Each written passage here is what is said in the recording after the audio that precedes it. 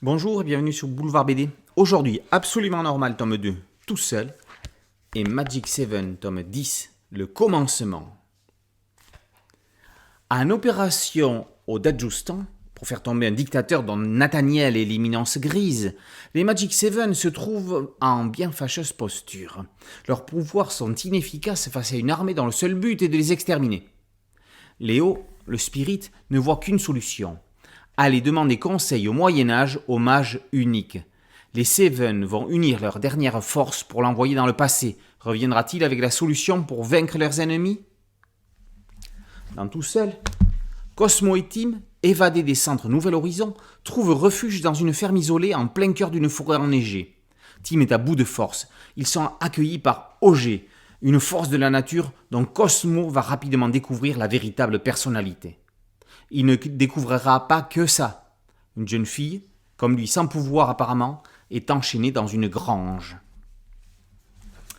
En envoyant les Magic 7 aider la population opprimée, les auteurs dénoncent des exactions comme celles infligées aux Ouïghours par les autorités chinoises. Endgame pour les jeunes mages qui doivent venir à bout de leur Infinity War.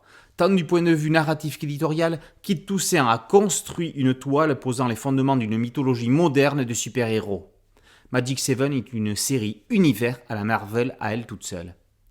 La série se termine, mais chacun des personnages est puissant, riche et possède un potentiel certain pour être tête de série indépendante. Il y aurait de quoi développer une quantité indénombrable de spin-off. Cet ultime tome peut presque se lire indépendamment. Le titre, le commencement, est judicieusement choisi. Rarement, héros et lecteurs auront été autant bousculés.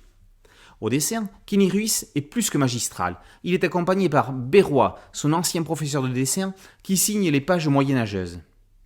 Le côté initiatique et passage de relais de la série se retrouve dans les relations entre les auteurs. Ça aussi, c'est magique.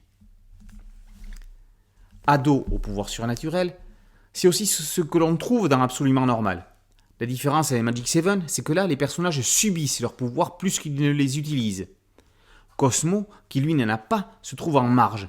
Il doit pallier sa normalité par l'astuce. Cet épisode revisite le mythe de la cabane dans les bois. Hansel et Gretel ou encore le petit poucet ont trouvé leur héritier.